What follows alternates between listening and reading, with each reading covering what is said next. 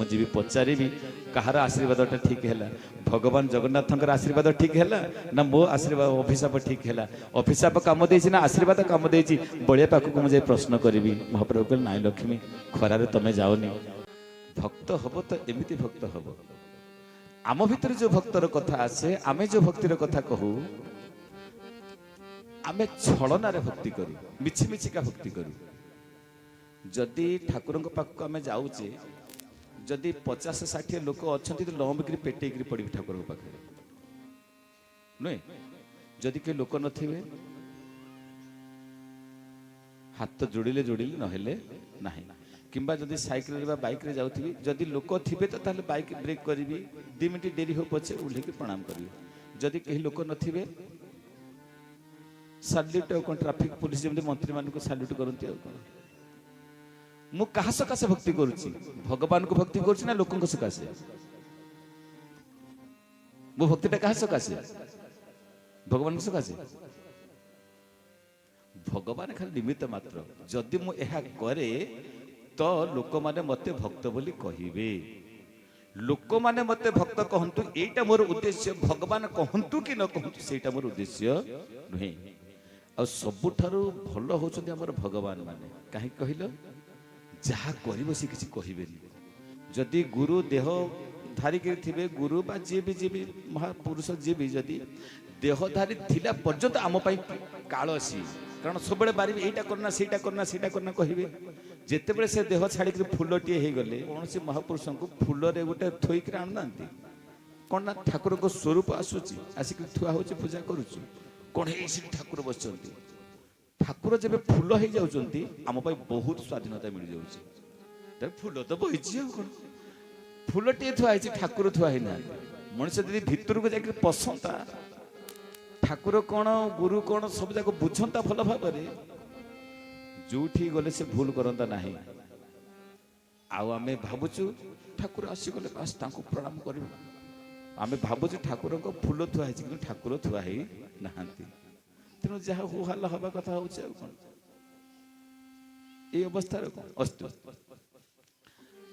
आमर जो भक्ति दी प्रकार आमे भक्त बोली कही होचु किंतु प्रकृति आमे भक्त न आमे होचु बड़ बड़ भिकारी आमे सब बड़ बड़ भिकारी भक्त नुहे भक्त जे दे जाने नहीं जाने ना जे मागी जाने ना सी भक्त जे मागी जाने सी कौन बड़ बड़ भिकारी जे मागी जाने से भिकारी जे मागी जानुचे से होची भिकारी जे दे जाने से होची भक्त नहीं जाने ना भक्त सब बड़े कहे ठाकुर अभिनव परमहंस रचना केटे बढ़िया कथा से कहते मुहि भासुथिले विपद जल रे तुम्भे जदि थीब मन सराग रे मुहि भासुथिले विपद जल रे तुम्भे जदि थीब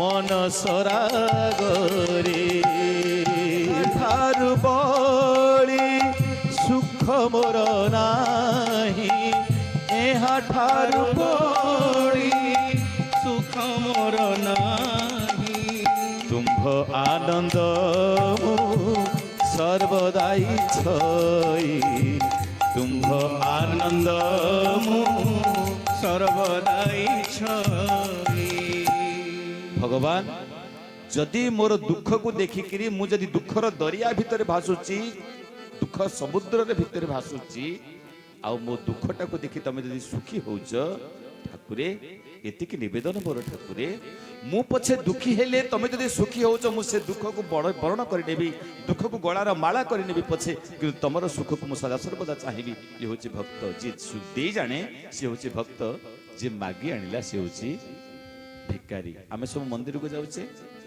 दीप लगौचे नड़िया हरिका भोग भाग सब लगौचे नुहे ठाकुर सकाशे पूजा पूजी भी सब करुचे अच्छा ठाकुर सकाशे जो पूजा आम करुचे जो द्रव्य किणुचे ठाकुर सकाशे केते भल जिनस किणुचे कहले दुकान रे आजिकल पूजा दुकान रे दी प्रकार घी मिलूची गोटा होची पूजा घी आ गोटा होची खाइबा घी ଲେଖା ହେଇଛି ଶୁଦ୍ଧ ଖାଇବା ଘିଅ, ଆଉ ଗୋଟେ ଲେଖା ହେଇଛି ପୂଜା ଘିଅ, ଖାଇବା ପାଇଁ ବ୍ୟବହାର କରନ୍ତୁ ନାହିଁ। ଲେଖା ହଉଛି ଆମେ ଠାକୁରଙ୍କୁ କେମିତିଆ ଘିଅ ଦଉଛେ? ଯୋଉ ଘିଅ ଠାକୁରଙ୍କ ପାଇଁ ଆଣୁଛି ନା କହନା ଲିଟରକ 250 ଟଙ୍କା। ଲିଟର ହେଲା କେତେ? 250 ଟଙ୍କା। ଆଉ ମୋ ଛୁଆ ଖାଇବା ପାଇଁ ଯଦି ଦୋକାନରୁ ଘିଅ ଆଣୁଛି, ହଁ ମୋ ଏଇ 1200-1400 ଟଙ୍କା ଲିଟର, ଆଉ କେତେ କି? ମୋ ଛୁଆ ଖାଇବା ପାଇଁ ଆଣିଲା ବେଳକୁ 1200-1400 ଟଙ୍କା କେତେ କି? କିନ୍ତୁ ଠାକୁରଙ୍କ ପାଇଁ ଯୋଉ ଘିଅ କିଣିବି 250 ଟଙ୍କା ଲିଟରକୁ।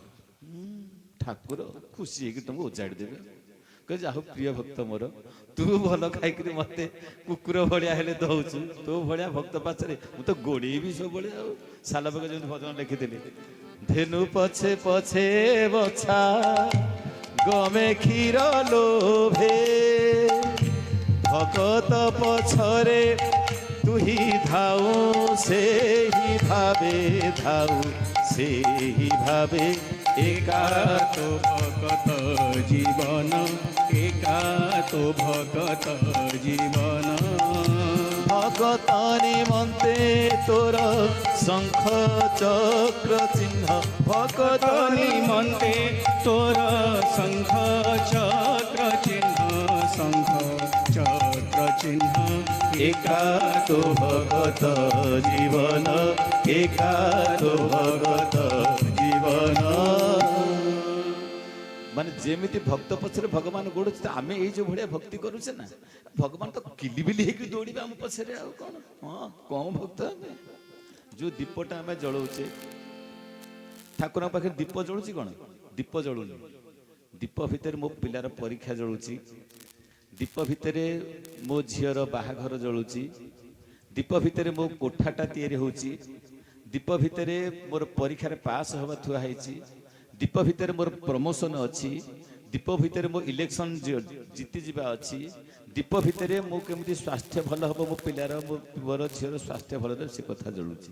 କଣ ଦୀପ ଜଳୁଛି ନା ଏ କାମନା ଜଳୁଛି ମଣିଷର? ସେଠି କଣ ଥୁଆ ହେଇଛି? ଦୀପ ଥୁଆ ହେଇଛି ନା କାମନା ଥୁଆ ହେଇଛି?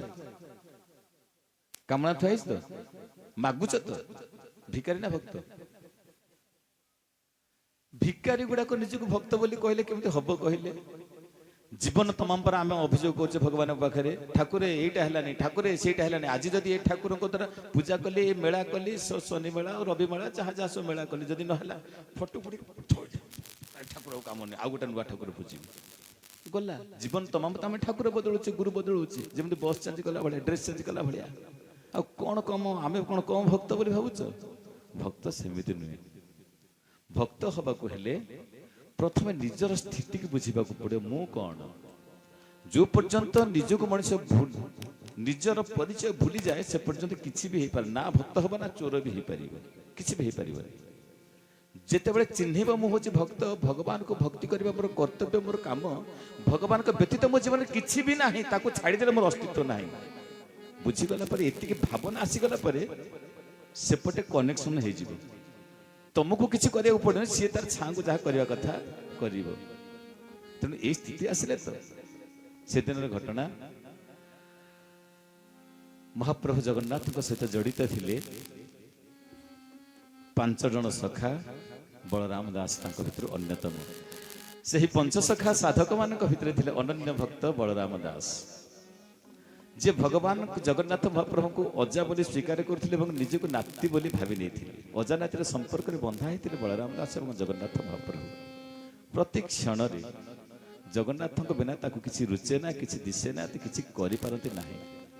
ଯେମିତି ଗୋପାଳୁଣୀ ମାନେ କୃଷ୍ଣଙ୍କ ସକାଶେ ଗାଈ ଦଉଥିଲେ, ଦହି ମହୁଥିଲେ, ସବୁ କିଛି କରୁଥିଲେ, ବଳରାମ ଦାସଙ୍କର ସ୍ଥିତି ମଧ୍ୟ ସେମିତି ଥିଲା। କାଳିଆ ଠାକୁର ତାଙ୍କ ଜୀବନର ପ୍ରାଣ ଏବଂ ସ୍ପନ୍ଦନ ଥିଲେ।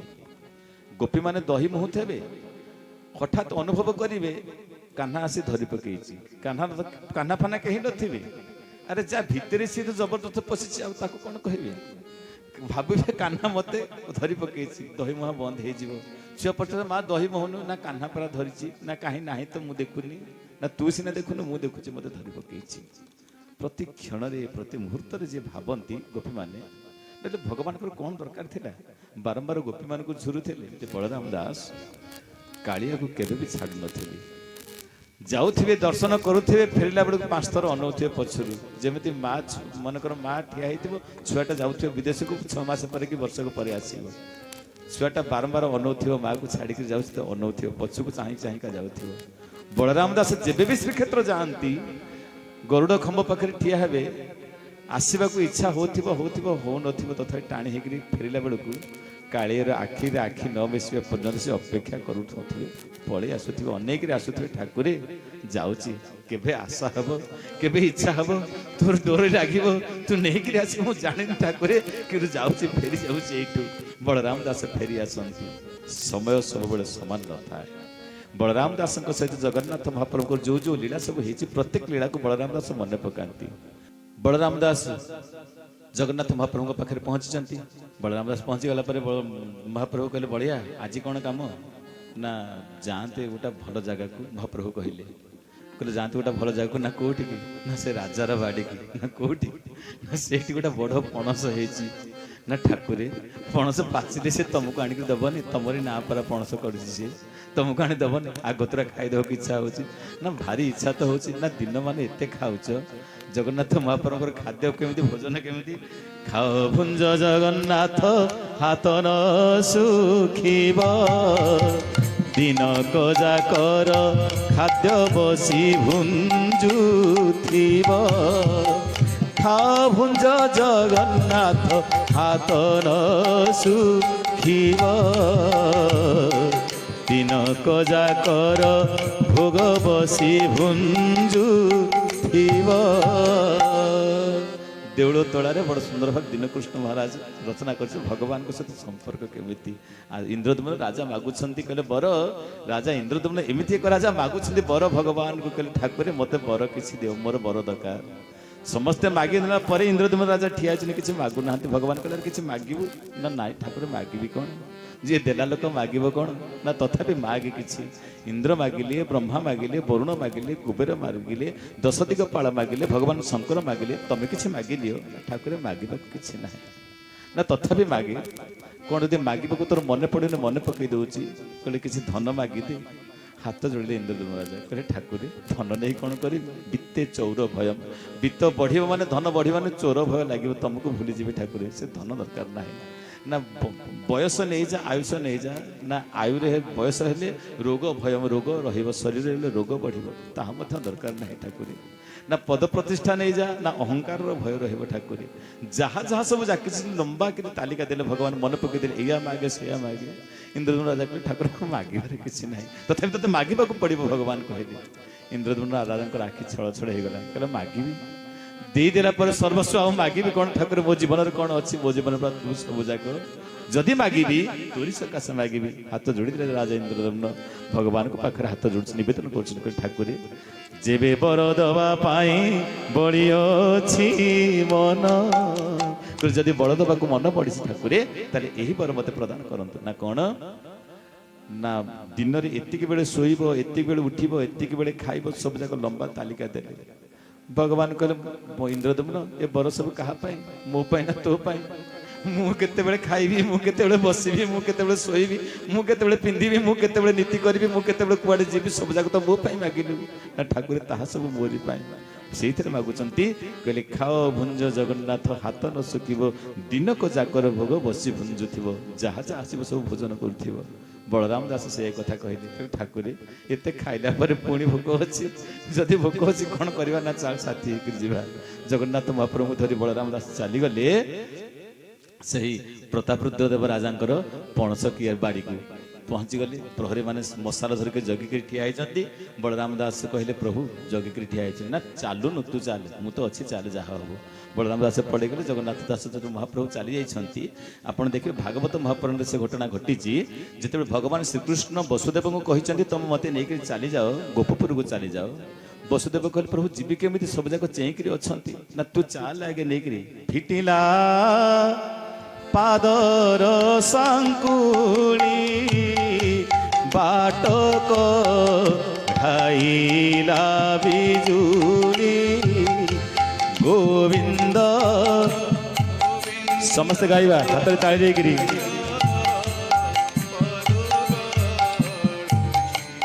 ମକରନ୍ଦ ପାଦର ସାଙ୍କୁଳି ଫିଟିଗଲା, ଯେତେକ ଜଗୁଆଳି ଥିଲେ ସବୁ ଯାକ ଶୋଇ ପଇଲେ, ଯେତେକ ଜଡ଼ ଥିଲେ ଚେତନ ହେଇଗଲେ, ଯେତେକ ଚେତନ ଥିଲେ ସବୁ ଯାକ ଜଡ଼ପତ ପଡ଼ି ରହିଲେ। ଜଡ଼ ଥିଲା କିଏ ନା ଶିକୁଳି ଜଡ଼ ଥିଲା, ଚେତନ ହେଇକିରି ଖୋଲିଗଲା। କବାଟ ଜଡ଼ ଥିଲା, ଯେଉଁ ଦ୍ୱାର ଦିଆ ହେଇଥିଲା ସେ ଜଡ଼ ଥିଲା, ଚେତନ ହେଇକିରି ଖୋଲିଗଲା।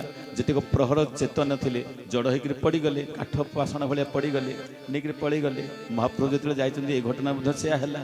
ବଳରାମ ଦାସ ଅଛନ୍ତି, ଜଗନ୍ନାଥ ମହାପ୍ରଭୁ ଅଛନ୍ତି, ସବୁ ଯାକ ଚେତନ ତକ ଯେତିକ ଥିଲେ ଶୋଇ ପଇଲେ। ଏକାବେଳେ ତ ଗୋଟାଏ ନିଦ ଆସିଲା, ଶୋଇଗଲେ ସବୁ ଯାକ। ମହାପ୍ରଭୁ କହିଲେ ବଢ଼ିଆ, ବଢ଼ିଆ ପଣସ ହେଇଛି, ହାତ ପାଉନି ମୋ, ନା କ'ଣ କରିବା ନା ଗୋଟେ କାମ କର, ତୁ ଆଣ୍ଠେଇ ପଡ଼, ମୁଁ ତୋ ଉପରେ ଠିଆ ହେଇଯାଉଛି, ଚଢ଼ିଦେବା ଆଉ କ'ଣ, ତୁଳିଦେବା ପଣସ ଆଉ କ'ଣ। ଯେମିତି ବଳରାମ ଦାସ ଆଣ୍ଠେଇଛନ୍ତି, ଜଗନ୍ନାଥ ମହାପ୍ରଭୁ ଠିଆ ହେଇଗଲେ। ଇଲୋ ବୋପା ଲୋକ ବଢ଼ିଆ ରଡ଼ିଥିଲେ କି ତୋ ହାତର ପ୍ରତି ଲୋମକ ଉପରେ ଭଗବାନଙ୍କର ସ୍ଥିତି କେମିତି। ବ୍ରହ୍ମାଣ୍ଡ ମାଳ ମାଳ ହୋଇ ଜାଲମ କୋପେ ବିରାଜଇ, ରାଧେ ଗୋବିନ୍ଦ ଗୋବିନ୍ଦ ଗୋବିନ୍ଦ ପଦୁ ଗଡ଼ୁଛି ମକରନ୍ଦ। ଆରେ ବ୍ରହ୍ମାଣ୍ଡ ପ୍ରତି ଲୋମକ ଉପରେ ଯାହାର ମାଳ ମାଳ ହେଇକି ଝୁଲୁଛି, ସିଏ ଲୋକଟା ଯଦି ବଳିଆ ଉପରେ ଠିଆ ହବ ବଞ୍ଚିବ ବଳିଆ? କହିଲେ ବଳିଆ ମରିଯିବି ମରିଯିବି। ବଳିଆ କହିଲେ ପାଟି କରନା, ପ୍ରତାପୃତ ଦେବ ଉଠିବ ଆସିକି ତତେ ବାଡ଼ିବ ମତେ ବାଡ଼ି, ଚୁପଚାପ ପାଟି କରନା। ନା କ'ଣ କରିବା, ହାତ ତ ପାଉନି ପଣସ ଖାଇବା, ନା ତୁ ଆଣ୍ଠିଏ ପଡ଼, ମୁଁ ତୋ ଉପରେ ଠିଆ ହେଇଯାଉଛି। ଆଉ ଅଜା କେତେବେଳେ ନାତି ଉପରେ ଠିଆ ହେଉଛି, ନାତି କେତେବେଳେ ଅଜା ଉପରେ ଠିଆ ହେବ, କ'ଣ ଅସୁବିଧା ଅଛି? ଆଉ ଅଜାର ତ କର୍ତ୍ତବ୍ୟ ନାତିକି କାଖେଇବା, ଆଉ କ'ଣ। ଏବେ ତୁ ଆଣ୍ଠେଇ ପଡ଼। ଜଗନ୍ନାଥ ମହାପ୍ରଭୁ ମଣିଷ ବେଶ ଧାରଣ କରିକି ଆଣ୍ଠେଇ ପଡ଼ିଛନ୍ତି। ବଳରାମ ଦାସ ଠିଆ ହେଇଗଲେ, ପଣସ ନେଇ ଆଇଲେ, ବଢ଼ିଆରେ ଆରାମରେ ଖିଆପିଆ ଚାଲିଲା। ଯେମିତି ରାସଲୀଳା କଲାବେଳେ ଭଗବାନ ବ୍ରହ୍ମ ନିଶି କରିଦେଇଥିଲେ, ନିଶିଟା ଲମ୍ବା ହେଇଗଲା, ଦୀର୍ଘ ହେଇଗଲା, ଠିକ୍ ସେମିତି ଏଠି ବି ଘଟେଇଛନ୍ତି। କହିଲେ ସେସବୁ କଥା ମନେ ପଡ଼ୁଛି, ସେ ଫର୍ମୁଲା ତ ସବୁ ଅଛି, ତୋରି ପାଖରେ ନ କରିବି ତ ଆଉ କୋଉଠି କରିବି? ନା ରାତି ପାଇଯିବ ନା ରାତି ପାଇବନି, ତୁ ଖା ପଣସ। ବଳରାମ ଦାସ ପଣସ ଖାଇଲେ, ଏସବୁ ଖାଇଲେ, ଖିଆପିଆ କରିଦେଇକିରି। ଆମର ଓଡ଼ିଆ ମାନଙ୍କର ଦିଟା କଥା ଅଛି, ଦି ସମୟରେ ଓଡ଼ିଆକୁ ନିଦ ହୁଏ। ଏକ ପଖାଳ ଖାଇଲେ ନିଦ ହବ, ଦୁଇ ପଣସ ଖାଇଲେ ନିଦ ହବ। ସେଥିପାଇଁ ଆମର ସାଧାରଣ ଲୋକ କଥାର ଅଛି, ଭାତେ ଭୋକେ କଦଳୀ ଭାତେ ତାଳ, ପଣସ ଖାଇବ ରାତ୍ର କାଳ। ଖନା ବଚନର କଥା। ଭୋକ ହେଲେ କଦଳୀ ଖାଇବ, ସୁସ୍ଥ ରହିବ, ଆୟୁର୍ବେଦିକ କଥା ଜାଣିଛନ୍ତି। ଆଉ ଭାତ ଖାଇସାରିଲା ପରେ ତାଳ ପିଇବ, ଯେଉଁ ଆମେ ଯେଉଁ ତାଳ ଗଜା ଇତ୍ୟାଦି ଖାଆନ୍ତି, ଭାତ ଖାଇସାରିଲା ପରେ ଖାଇବ, ଭୋଜନ ପରେ ତାକୁ ଭୋଜନ କରିବ, କିଛି ଅସୁବିଧା ହେବନି, ଶରୀର ସୁସ୍ଥ ରହିବ। ଆଉ ପଣସ ଖାଇବାକୁ ଅଛି ତ ରାତିରେ ଖାଇବ, ଶୋଇଦେବ, ନିଦ ହେଇଯିବ। ପଣସ ପଖାଳର ଦିଟା ଭଲ ନିଦ ହୁଏ। ଯେମିତି ମହାପ୍ରଭୁ ପଣସ ଖାଇ ଦେଇଛନ୍ତି, କହିଲେ ଚାଲ ଶୋଇପଡ଼ିବା। ନା ଭଲ କରିଛି। କହିଲେ କେମିତି ଶୋଇବା? ମୋର ତ ଏଇ ଛିଣ୍ଡା ଗାମୁଛା, ଦରିଦ୍ର ଅବସ୍ଥା ଦେଖୁଛୁ, ମୁଁ କ'ଣ କରିବି, ସେମିତି ଶୋଇବା? ନା ରହ, ମୋ ଗାମୁଛା ପାରିଦେବା। ମହାପ୍ରଭୁ ତାଙ୍କର ପାଟ ପିତାମ୍ବରୀ ପାରିଦେଲେ। ବଳରାମ ଦାସ ଶୋଇଲେ, ଭଗବାନ ବି ଶୋଇଲେ, ଇଏ ଆଉ କ'ଣ ଶୋଇବେ? ଯାହାକୁ ଯିଏ ଆଖିର ପଲକ ପକେଇଦେଲେ ବିଶ୍ୱ ବ୍ରହ୍ମାଣ୍ଡରେ ପ୍ରଳୟ ହେଇଯିବ, ସିଏ ଆଉ କ'ଣ ଶୋଇବେ? ଯେ ସିଏ ନ ଶୋଇକରି ଭଗବାନ ସେମିତି ଗଡ଼ପଡ଼ ହେଲେ, ବଳରାମ ଦାସକୁ ନିଦ ହେଇଗଲା। ମହାପ୍ରଭୁ ସବୁ ଯାକ ପଣସ ବଳରାମ ଦାସ ମୁଣ୍ଡ ପାଖରେ ଥୋଇଦେଲେ, ଡିଆ ମାରିକି। ରାତି ପାହି ଯାଇଛି, ଚେଇଁ ଉଠିଲେ ପ୍ରହରୀ ମାନେ, କହିଲେ ବଢ଼ିଆ। ଆଉ ପ୍ରହରୀ ମାନେ କହିଲେ, ଆରେ ସମସ୍ତଙ୍କୁ ନିଦ ହେଲା, ଆରେ ତତେ ନିଦ ହେଇଯାଇଛି? ନା ହଁ ମତେ ନିଦ। ଆରେ ତତେ ବି ନିଦ ହେଇଛି? ନା ହଁ ମତେ ବି ନିଦ। ଆରେ ତତେ ବି ନିଦ ହେଇଛି? ନା ଗଲା, ସବୁ ଯାକ ନିଦ ହେଇଗଲା, ପଡ଼ିଗଲା। ଆଗେ ପଣସକୁ ଦେଖ। ସମସ୍ତେ ଦେଖିଲେ ପଣସ ଗଛରେ ନାହିଁ, ପଣସ ଆଉ ଗଛରେ ନାହିଁ, ପଡ଼ିଛି। କହିଲେ ଗୋଟା ଶୋଇଛି କିଏ? ତା ମୁଣ୍ଡ ପାଖରେ କ'ଣ ପଣସ ପଡ଼ିଛି ପାଚିକିରି? ଇରେ ଯାଅ ଯାଅ ଦେଖ ତ, ପଣସ ଖଣ୍ଡିଆ ହେଇଛି। ମହାପ୍ରଭୁ ଖାଇଛନ୍ତି, ଫିଙ୍ଗା ଫୋପଡ଼ା କରିଛନ୍ତି, ଅନ୍ଧାରେ ଖିଆପିଆ କରିବା କଥା, ଆଉ କ'ଣ। ସବୁ ଯାକ ଅବସ୍ଥା ହେଇଗଲା ପରେ ବଳରାମ ଦାସ କହିଲେ, ଯେମିତି ଉଠିଲେ, ନିଜ ଜୀବନ ଉପରେ ଭୟ ଅଛି, ଚାକିରି ଉପରେ ଭୟ ଅଛି, ଆଉ ସେ ଛାଡ଼ିବେ? ଧରିଲେ ମୁସୁଳିଆ ଠେଙ୍ଗା, ଦୁମ ଦୁମ ପାହାର ଲଗେଇଲେ ବଳରାମ ଦାସଙ୍କୁ। ଇଲୋ ବାପା ଲୋ ମାଲୋ, ହେ କାଳିଆ କହିକି ଯେତେବେଳେ ବଳରାମ ଦାସ ଉଠନ୍ତି, କହିଲେ କ'ଣ ହେଲା, ମତେ ବାଡ଼ୁଛ କାହିଁକି? ନା ପଣସ କ'ଣ ଖାଇଛୁ ତୁ? ନା ମୁଁ ଏକୁଟିଆ ଖାଇନି, ଖାଇଲେ ମାନେ ଆଉ ଗୋଟେ ଦେଖ ମୋ ପାଖରେ ଶୋଇଛି। ନା ପାଖରେ କିଏ ଶୋଇଛି? କେହି ନାହାନ୍ତି, ପାଖରେ ପଣସ ପଣସ କିଛି ନାହିଁ, ତୁ ମାଡ଼ ଖାଇବୁ ଆଜି। ଧରିଲେ ବଳରାମ ଦାସକୁ ବାନ୍ଧିଦେଲେ। କହିଲେ କାଳିଆ, ତୁ ଏଇ ଅବସ୍ଥା ମତେ କରିବାକୁ ଥିଲା? ମୁଁ ଜାଣିଥିଲି ଏ କାମ ଭୁଲ କରିନଥାନ୍ତି ରେ କାଳିଆ, ତୁ କ'ଣ କଲୁ? ମତେ ଏମିତି ହଇରାଣ କାହିଁକି କଲୁ? ହଉ ଠିକ୍ ଅଛି। ବାଡ଼ିଲେ, ପୁରା ମାଡ଼ ଖାଇ ଖାଇ ଖାଇ ଖାଇ ନେଇକି ବନ୍ଦିଶାଳାରେ ପକେଇଦେଲେ। ବନ୍ଦିଶାଳାରେ ବଳରାମ ଦାସ ଉପାସରେ ଅଛନ୍ତି। କହିଲେ ପଣସ ଖାଇକି ତ ପେଟ ଭର୍ତ୍ତି ହେଇଛି, ଆଉ ଖାଇବା ଦରକାର ନାହିଁ, ମାଡ଼ ତ ପୁଳାଏ ଖାଇଗଲେଣି, ବନ୍ଦିଶାଳାରେ ଅଛନ୍ତି। ଆର ପାଖରେ ମହାପ୍ରଭୁ ସ୍ୱପ୍ନାଦେଶ ଦେଲେ ପ୍ରତାପରୁଦ୍ର ଦେବ ରାଜାକୁ। କହିଲେ ରାଜା, ତୁ କ'ଣ ଏଇଥିରୁ ପ୍ରମାଣ ଯଥେଷ୍ଟ ପାଇଲୁ ନାହିଁ, ତୁ ମୋ ଭକ୍ତକୁ ବାଡ଼େଇଛୁ? जा भक्तर पाद तले पड़ अरे पाट खंडुआ अंधार रात्रि किए नब मो ठारू मु जाइकरी ताकू पकईकरी शोइथिलु आमे दी जनक शोइथिलु आ एबे देख मुहर भी पणस अठा लागिछि मोर तते कोन एतिकी जणा हला नाही मोर मूर्ति रे विग्रह रे पणस अठा केमिति लागिबो तेनु जदी पणस अठा बलराम दास आसिक लगेई थांता ताले से काहे शोइला जाइकि सेठी के कोन चोरी करी आसिक पळे आसी न थांता तोरी पाखरे शोइ थांता मु जाइथिली पणस अठा मु निजे लगेई आसीछि जा तार पाद तले पड़ी क्षमा मागे प्रताप रुद्रदेव राजा आसिछंती पाद तले पड़िछंती क्षमा प्रार्थना करिछंती बलराम दास पाद तले पड़ी निवेदन करछन बड़ भूल हे गला भगवान को आपण परम भक्त मु भूल करिछ मते क्षमा करंतु जगन्नाथ महाप्रभु पाखु गले बलराम दास कहले कालिया समाधान हे गलानी से क्षमा मागी देला मो माड़ जो दर्ज हेछि मु बंचिबी नाही मरिया कथा ना नाही से समाधान हेलानी ना कोन ना मु जीवित तो पाखु चालले मंदिर भीतर बलराम दास हाथ रे गोटा ठेंगा ना कोन ना मु जेतिके माड़ खाइछि तू भी सेतिके माड़ खाइबू जदि पणस बांट हो जाइछि भाग भाग हेछि माड़ काहे भाग हबनी जेमिति लोक माने मते बाड़छन मु भी तते सेमिति बाड़ेबी महाप्रभु को पछपट को जाई देखते बलराम दास देखुछन बलराम दास प्रभु को पेठरे माड़ बसि भगवान कहले बढ़िया तू एडी किटु पतळा लोक प्रहरी माने तते जो पिटी छंती निज चाकरी रहिबा पळी जिबा भय रे जदि तते न पिटु छंती राजा ताको पिटिबे तेणु तांको चाकरी तांको जीवन भय तथे जो पिटी गोटे पहाड़ पकड़े तो पूरा सियाराम के जो होता स्वर्गद्वार जाई हतभागे एपर्यंत था मो पिठी में नोड़ा बसी बलराम दास ठिया हेले कांदिले ठाकुर ये संपर्क सबुदिन थी ना ना यही कईटा दिन सकाशे महाप्रभु कहले बढ़िया जन्म जन्मांतर धरी तोर मोर संपर्क रही ये संपर्क ए भाव को कहीं के तुटे पारबनी बढ़िया तेणु बलराम दास से लिखिले भाव समुद्र जगन्नाथ महाप्रभु सहित जो भाव जोड़ी होती बलराम दास ताहा भाव समुद्र नाम ग्रंथ रचना कर निज सहित जहाँ जहाँ घटना घटी जगन्नाथ सहित बलराम सबको रचना कर बयस नई जाइछि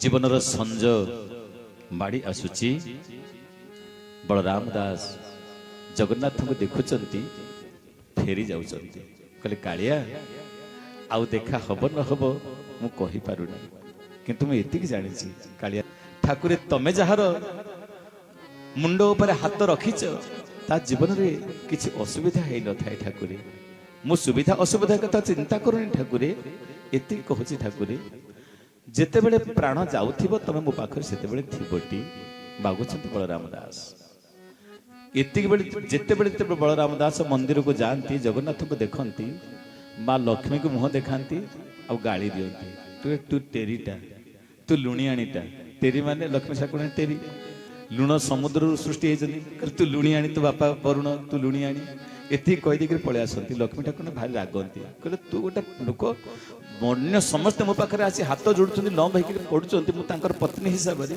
तू गोटे पत्नी हिसाब से मत तू सम्मान कर जानू ये हतभागा तू बलिया को गाड़ी दियंती आउ लक्ष्मी एति गाड़ी दियंती जेमिति गोटे साधारण लोक भी गाली करती कारण भक्त भगवान संपर्क तो ये आम तुलना करें सतरे कौन भगवान एमती करुले सतरे कौन भक्त एमती होते हुए आम आखि जहाँ चाहे ताहा देखा चाहिए ऐश्वर्य जगत रे आध्यात्मिक जगत रे आम आखि देखा कथा हो पार ना कि भक्त सहित भगवान को जहाँ भावना एवं संपर्क बढ़ी उठी थाए गढ़ी उठी थाए लक्ष्मी सब रागंती बलराम दास से दिन बलराम दास आसी पहुंची जगन्नाथ महाप्रभु पाखे पुणी थे आसी जाइए ठाकुर मो जीवी किंतु जो पर्यंत बल थिला से पर्यंत बंधुपण करके तो पाखक आसी आउ कौन ए सिंहद्वार को आसी पारिबे बलराम दास कहते ठाकुरे बल अच्छी पादरे चलिक जाऊँ तो पाखक ये बड़ कौन सबुदिन थी ठाकुरे हटी गले तू दया करू मुझे तो पाखक आसी तोर तो बड़ हटब ना चिर यौवन तू जगन्नाथ महाप्रभु सब यौवन आपण देखिए जन्म मृत्यु पर्यंत जी यौवन से होचन जगन्नाथ महाप्रभु प्रति वर्ष ताकर नव यौवन दर्शन हुए सी के बाल्य होती ना वृद्ध भी होती ना राम भगवान लक्ष्मण भगवान शत्रुघ्न हूँ भरत हूँ श्रीकृष्ण हूँ बलराम हूँ समस्ते बाल्य होकर जन्म होता कि जगन्नाथ महाप्रभु जो जन्म होती बाल्य होकर से जन्म होती ना सीधा सड़क यौवन जन्म होती यौवन ମହାପ୍ରୟାଣ ଘଟିଥାଏ। ତେଣୁ ସଦା ସର୍ବଦା ଯେ ଯୌବନ ଠାକୁର ତୋ ଭିତରେ ବଳ ଭରପୁର ହେଇକରି ଅଛି। ମୋର ବଳ ହଟିଯିବ, ବଳିଆର ବଳ ହଟିଯିବ ଠାକୁର, କିନ୍ତୁ ତୋର ତ ବଳ ହଟିବ ନାହିଁ। ଦିନେ କୃପା କରିବ, ଦୟା କରିବ ଠାକୁରେ। ସେ ଗରିବର କୁଡ଼ିଆରେ ଯାଇକରି ପାଦ ଧବ, ସେହି ଯେତେବେଳେ ଦେଖିବ ମୋତେ ଚିହ୍ନିବ କେମିତି ନା ଦାଣ୍ଡ ଦୁଆରରେ ଗୋଟେ ତୁଳସୀ ଗଛ ଥିବ, ଆଉ ବାଟ ଭୁଲିବନି। ସେଇ ତୁଳସୀ ଗଛକୁ ଦେଖିକରି ଜାଣିବ ଏଇଟା ବଳିଆର କୁଡ଼ିଆ। ଠାକୁରେ ସେଇଠି ପହଞ୍ଚିଗଲେ ମୁଁ ଧନ୍ୟ ହେଇଯିବି ଠାକୁରେ। ଆମ ସମ୍ପର୍କର ନିଷ୍ଠା କାଷ୍ଠା ସବୁଯାକ ସେଠି ପ୍ରମାଣିତ ହେଇଯିବ ଠାକୁରେ। ତମେ ଯିବଟି? ଭଗବାନ ହଁ ଭରି ଦିଅନ୍ତି। ବାରମ୍ବାର ଯେତେବେଳେ ଲକ୍ଷ୍ମୀକି ନିନ୍ଦା କରି ଆସନ୍ତି, ଲକ୍ଷ୍ମୀ ଠାକୁରାଣୀ କହନ୍ତି ବଳିଆ ତତେ ବାରମ୍ବାର ମୁଁ କହୁଛି ମତେ ଲୁଣିଆଣି ବୋଲି କହିବ ନାହିଁ, ଆଉ ଯଦି ଥରୁଟିଏ କହିବ ତତେ ଅଭିଶାପ ଦେବି। ଅନେକ ଦିନ ବିତି ଯାଇଛି, ବଳରାମ ଦାସ ଫେରି ଆସିଛନ୍ତି। ଆସୁଛନ୍ତି ଯେତେବେଳେ ଆଉ ଇଚ୍ଛା ହଉନି ଆସିବାକୁ, ଆଉ ଚାଲି ପାରୁନି, ବରଂ ଶ୍ରୀକ୍ଷେତ୍ରରେ ମରିଗଲେ ଭଲ ହୁଅନ୍ତା। ଆଉ କଣ ଏ ସୌଭାଗ୍ୟ ହବ? ଫେରି ଆସିଲେ ବଳରାମ ଦାସ ତାଙ୍କର ମଠକୁ, ତାଙ୍କର କୁଡ଼ିଆକୁ। ଏବେ ଠାକୁର ନିଗମାନନ୍ଦ ପରମହଂସଙ୍କର ଯେଉଁ ଆଶ୍ରମ ରହିଛି ବୀରତୁଙ୍ଗ ପାଖରେ, ଏରବଙ୍ଗ ଏବେ ବି ଅଛି। ଆଗ ଏରବଙ୍ଗ ପଡ଼େ, ତାପରେ ବୀରତୁଙ୍ଗ ପଡ଼େ। ଏବେ ବଳରାମ ଦାସଙ୍କର ସମାଧିପୀଠ ସେଠି ରହିଛି। ସେ ସମୟରେ ସେ ଯେଉଁ ଗୋଟେ ବିରାଟ ବଡ଼ ପାଟ ଥିଲା, ସମଗରା ପାଟ ବୋଲି କୁହାଯାଉଥିଲା, ଚାରିଆଡ଼େ ବାଲି। ଶ୍ରୀକ୍ଷେତ୍ର ଯେଣୁ ସମୁଦ୍ର କୂଳଟା, ଏବେ ସିନା ଜନାକୀର୍ଣ୍ଣ ହେଇଛି, ଲୋକମାନଙ୍କର ଆର୍ଥିକ ବୈଜ୍ଞାନିକ ଉନ୍ନତି ସବୁ ହେଇଛି, ତେଣୁ ସେଠାରେ ଚାରିଆଡ଼େ ଘର ବାଡ଼ି ବିଲ ସବୁ ହେଇଯାଇଛି। ଯଦି ଆପଣ 1500 ମସିହାକୁ ଯିବେ, ପାଖାପାଖି 500 ବର୍ଷ ତଳରେ ଆଉ ସେସବୁ କେଉଁଠି ଥିଲା? ସେସବୁ କିଛି ନଥିଲା। ତେଣୁ ଏଇଭଳି ଅବସ୍ଥା ସେଠି ଥିଲା, ଖାଲି ବାଲି ଚାରିଆଡ଼େ ଥିଲା। ସେହି ସମଗରା ପାଟର ବାଲି ଦେଇକରି ବଳରାମ ଦାସ ଆସୁଛନ୍ତି। ଆସିଲା ପରେ ଥକା ହେଇକରି ଶୋଇପଡ଼ିଛନ୍ତି। କିଛି ଦିନ ବିତି ଯାଇଛି। କାଳିଆ ସହିତ ସମ୍ପର୍କ ତ, ଯାହାକୁ ଯେ ଯେତିକି ଭଲ ପାଏ ପ୍ରତି କ୍ଷଣରେ ତା କଥା ମନେ ପକାଏ। ମା ଛୁଆଟାକୁ ଭଲ ପାଏ ବୋଲି କେଉଁଠି ବଜାରରେ ଭଲ ଖାଦ୍ୟ ଦେଖିଲେ କହିବ ମୋ ଛୁଆଟାକୁ ଖାଇବାକୁ ଭଲ ପାଏ, ପୋଷାକ ଦେଖିଲେ କହିବ ମୋ ଛୁଆଟାକୁ ପିନ୍ଧିବାକୁ ଭଲ ପାଏ, ଖେଳଣା ଦେଖିଲେ କହିବ ମୋ ଛୁଆଟାକୁ ନେଇ ମୋ ଛୁଆ ପାଇଁ ନେଇଯିବି, ସେ ଖେଳିବ। ମା ଯୁଆଡ଼େ ଗଲେ ବି ମା ଆଖିରେ କେବଳ ଛୁଆଟା ଥାଏ। ଭଗବାନଙ୍କ ଆଖିରେ ଭକ୍ତ ଥାଏ, ଆଉ ଭକ୍ତ ଆଖିରେ ଭଗବାନ ବି ଥାଆନ୍ତି। ସେଦିନ ବଳରାମ ଦାସ କହିଲେ ଆଉ ମନ ଥୟ ହଉନି, ଚାଲି ପାରୁନି, ଆଉ ଗୋଟେ କାମ କରିବି, ଆଜି ଯାଉଛି ଶେଷ ଦର୍ଶନ କରି ଆସିବି। ବହୁତ କଷ୍ଟରେ ବଳରାମ ଦାସ ଗଲେ ଜଗନ୍ନାଥ ମହାପ୍ରଭୁଙ୍କ ପାଖକୁ। ଆଉ ଲକ୍ଷ୍ମୀ ଠାକୁରାଣୀ ଅଛନ୍ତି। କହିଲେ ଲକ୍ଷ୍ମୀ ଠାକୁରାଣୀ ମୁଁ ଯାଉଛି, ଆଉ ଗଲାବେଳେ ଏତିକି କହୁଛି ତୁ ଟେରି ତୁ ଲୁଣିଆଣି। ଲକ୍ଷ୍ମୀ ଠାକୁରାଣୀ ରାଗିଗଲେ, କହିଲେ ବଳରାମ ଦାସ ତୋତେ ବାରମ୍ବାର କହୁଛି ମତେ ଟେରି ଲୁଣିଆଣି କହିବୁନି, ମତେ ଅପମାନ କରୁଛୁ, ସମଗ୍ର ଜଗତ ମତେ ପୂଜା କରୁଛି, ଆରାଧନା କରୁଛି, ତୁ ମତେ ଏମିତି କହୁଛୁ। ବଳରାମ ଦାସ କହିଲେ ଠାକୁରେ ସମୟ ବହୁତ ହେଇଗଲାଣି, ଏବେ ଯାଉଛି ମଠକୁ ଫେରିଯିବି, ଯିବାକୁ ଇଚ୍ଛା ନାହିଁ, ତଥାପି ମୁଁ ଫେରି ଯାଉଛି। ଯିବା ପୂର୍ବରୁ କିଛି ତ ମାଗିବାକୁ ନାହିଁ, ତଥାପି ଗୋଟିଏ ଛୋଟିଆ ନିବେଦନ ମାଗୁଛି, ତତେ ନିବେଦନ କରୁଛି। ବଳରାମ ଦାସ ହାତ ଯୋଡୁଛନ୍ତି, ଆଖିରୁ ଧାର ଧାର ଲୁହ ବହୁଛି। ଗରୁଡ଼ ଖମ୍ବ ପାଖରେ ଠିଆ ହେଇଛନ୍ତି, ଛକା ଆଖି ସହିତ ଆଖି ମିଶେଇଛନ୍ତି ଏବଂ ନିବେଦନ କରୁଛନ୍ତି। ବ୍ରହ୍ମା ଇନ୍ଦ୍ର ପଦ ନ ବାଞ୍ଛେ, ଜ୍ଞାନ ଧ୍ୟାନ ନ ଇଚ୍ଛେ, ସପ୍ତଦ୍ୱୀପେ ରାଜା ହୋଇବି, ଏହୁ ବର ନ ବାଞ୍ଛେ, ମରଣ କାଳରେ ଶରଣ ପ୍ରଭୁ ଦେବଟି ମୋତେ, ଶ୍ରୀରଙ୍ଗା ଚରଣ ତଳରେ ପ୍ରଭୁ ମାଗୁଛି। ଠାକୁରେ ଜ୍ଞାନୀ ନହିବି, ଧନୀ ନହିବି, ତର୍କୀ ନହିବି, ମୁନି ନହିବି, ଋଷି ନହିବି, ଏସବୁ କିଛି ଦରକାର ନାହିଁ ଠାକୁରେ। କେବଳ ଗୋଟିଏ ଛୋଟିଆ କଥା, ଯେତେବେଳେ ଏ ପିଞ୍ଜରାରୁ ପ୍ରାଣ ପକ୍ଷୀ ଉଡ଼ି ଯାଉଥିବ ସେତେବେଳେ ତୁମେ ସାହା ହେଇଥିବଟି, ଏତିକି ବ୍ୟତୀତ ଆଉ କିଛି ମାଗୁ ନାହିଁ ଠାକୁରେ। ବଳରାମ ଦାସଙ୍କ ଆଖିରେ ଆଖି ଲୁହ ବହିଯାଇଛି। କହିଲେ ଏଇଟା ଶେଷ ଦେଖା ବୋଧେ, ଆଉ ଦେଖା ହବ କି ନାହିଁ କହି ହେଉନି ଠାକୁରେ, ଫେରି ଯାଉଛି। ବଳରାମ ଦାସ ଆସୁଛନ୍ତି, ଟିକେ ପୁଣି ଫେରି ଯାଉଛନ୍ତି, ଜଗନ୍ନାଥଙ୍କୁ ଦର୍ଶନ କରୁଛନ୍ତି। ଲକ୍ଷ୍ମୀ ଠାକୁରାଣୀ କହିଲେ ତୁ ଯାଉନୁ, ପଳଉନୁ। ନା ତମର କଣ ହେଇଯାଉଛି, ପ୍ରଭୁ କଣ ସରିଯାଉଛି କି? ମୁଁ ତ ଦେଖୁଛି, ଟିକେ ଦେଖିବାକୁ ଆଖି ଭରିକି ଦେଖୁଛି, ଆଉ ଆସିପାରିବି ନାହିଁ କହିହେବନି। ବଳ ହଟିଗଲାଣି, ଅଣ୍ଟା ଭାଙ୍ଗିଗଲାଣି, ହାତରେ ବାଡ଼ିଟାଏ ଅଛି, ଧରିକିରି କେତେ କଷ୍ଟରେ ଯାଉଛି। ବଳରାମ ଦାସ ବହୁ କଷ୍ଟ ସ୍ୱୀକାର କରି 22 ପାହାଚ ଦେଇ ପଳେଇ ଆସିକିରି ପହଞ୍ଚିଗଲେ। 2 ଦିନ ଲାଗୁଛି, ଆଶ୍ରମରେ ପହଞ୍ଚି ଯାଇଛନ୍ତି। ପୁଣି ସମୟ ହେଇଛି। एमती ज्येष्ठ मासर खरा कहला आउ बल नाही पाऊनी ठीक अच्छी आखि मुंड टेकिक अने होने बल हटी गला अंटा भांगी गला बाड़ी धरिक बाहर कहले एथर जीवी कालिया पाखु दर्शन कर आसबि दर्शन न कले मन बुझुनी ता अंतर भितर कहूँ बलराम अंतर भितर कि कहूँ बलिया तू परा कहूली शेष दर्शन बोली पुणी आज आसुचु ना तथापि जीवी कालिया को न देखिले चका डोला को न देखिले मनटा पुरुनी मनटा भरुनी मुझे जाऊँगी दर्शन करने को बलराम दास बाहरी आसिली एरबंगर बाली ज्येष्ठ मासर प्रचंड खरा रौद्रताप एवं जमी खरा आपण मैंने अनुभव कर चारिआडे बाली आउ बाली पड़े गले भाविले कुआड़े पहुँचीजी किंतु आखि को भल देखा जाऊनी जाल जालुआ देखा जाउछि आखिर दृष्टिशक्ति कमी आसिला बड़ पादरे बड़ कमीगला चालिबार शक्ति कमी आसिला हाथ में बाड़ी धरिबार सामर्थ्य कमीगला पाद थरुची हाथ थरुची अंटा नई गला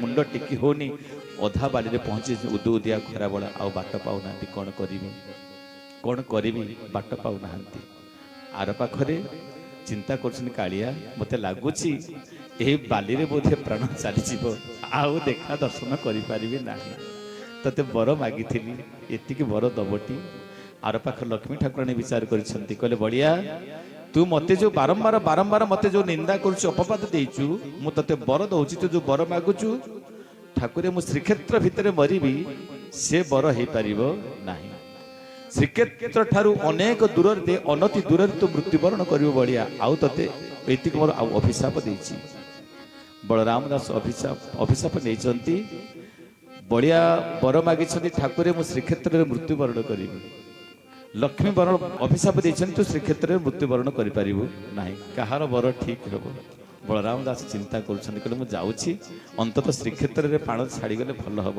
दिन तो पाखे आसला चढ़ई तो विचार कला पंजुरी भर पक्षी तो डेणा झाड़ा उड़ी पड़े तेणु से जोगजन्मा थे निजर मृत्यु कथा जापे विचार करें प्राण पक्षी तो कहले पड़े तेणु पूर्वर अंततः श्रीक्षेत्र में पहुँची जाए भूगोल सीमा अनुसार पुराणर वर्णना अनुसार श्रीक्षेत्र को केन्द्र करी 3 कोश दूर को कह जाए श्रीक्षेत्र श्रीमंदिर हूँ केन्द्र बिंदु ताको शंख क्षेत्र कह जाए ता चारि पाखर शंख आकृति जो जेतिक भूमि थाए ताको श्रीक्षेत्र बोली कह जाए सही भूमि ठारू दूर को चलीगले से परिधि ठारू दूर को चलीगले ताको श्रीक्षेत्र बोली कह नहीं बलराम दासंकर जो क्षेत्र ता हूँ 5 कोश दूरतार अवस्थित बलराम समगरा पाटरे पहुंची चारिआडे बाली देखा सेठी मात्र 5 कोश दूरता आहरी रही श्रीक्षेत्र जाइक पहुँचवा संभव नुहे हाथ थरी थरी हाथटा बाड़ी खसी पड़ा बलराम दास से पड़गली आउ पादरे बल ना सामर्थ्य ना केवल पाटिरे कालिया कालिया उच्चारण होछि आखिर धार धार लुह बही आसुछि निवेदन कर बलराम दास ठाकुरे बर देइथिलु ना शेष समय मोर जेमिति तोर श्रीक्षेत्र में अतिबाहित हम किंतु आज तोर बर कौन मिछ हो गला आर पाखर जगन्नाथ महाप्रभु जानिले मोर भक्त मोर अति आपणार मोर अति निजर मोर अति प्रिय मोर प्राणर प्रिय जे बलराम दास जहाँ सहित अनेक संपर्क बीती अनेक राति बीती केतेबेले श्रीक्षेत्र छाड़ी श्रीलंका जाइछि तो केतेबेले पणस चोरी करें से जितेबेले रथयात्रा समय जाकि बाली रथ में विजय होती से ही पड़िया आज पड़ी एरबंग पाटरे जीवन जीवा अवस्था अच्छी मु न पहुँचले केमिति हम महाप्रभु विचार कर जितेबेले माँ लक्ष्मी ठाकुर नहीं पचारे प्रभु कुआड़े बाहर ना बड़िया पड़ी ना कौटी ना देहांत हो बोधे आउ अवस्था भल ना अपेक्षा डाकुची मत ना समगरा पाटरे पड़ी लक्ष्मी ठाकुर कहले मुझे ना कहीं जीव तुम ना ताको अभिशाप देती श्रीक्षेत्र में मृत्युवरण करना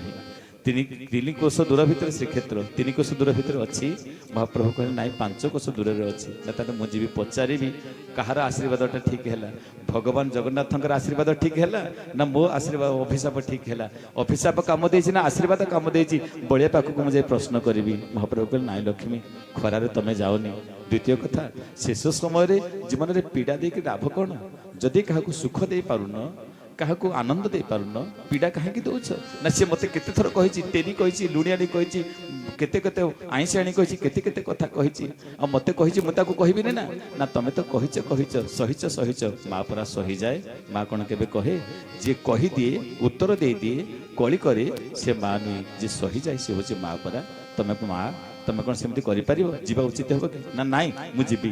ମହାପ୍ରଭୁଙ୍କ ସହିତ ଲକ୍ଷ୍ମୀ ଠାକୁରାଣୀ ପଳେଇ ଆସିଲେ। ସେ ଉଦୁ ଉଦିଆ ଖରାରେ ବଳରାମ ଦାସ ଅନୁଭବ କଲେ ଶୀତଳତାର ଅନୁଭବ। ଛାଇଟିଏ ପଡ଼ିଲା, ଗଛ ତ ନାହିଁ, ଛାଇ କୋଉଠୁ ଆସିଲା? ବଳରାମ ଦାସ ମୁଣ୍ଡ ଟିକେ ଚାହିଁଲେ ତ ପାଦ ଦିଟା ଦେଖିଦେଲେ, କହିଲା କାଳିଆ ଆସିଗଲି।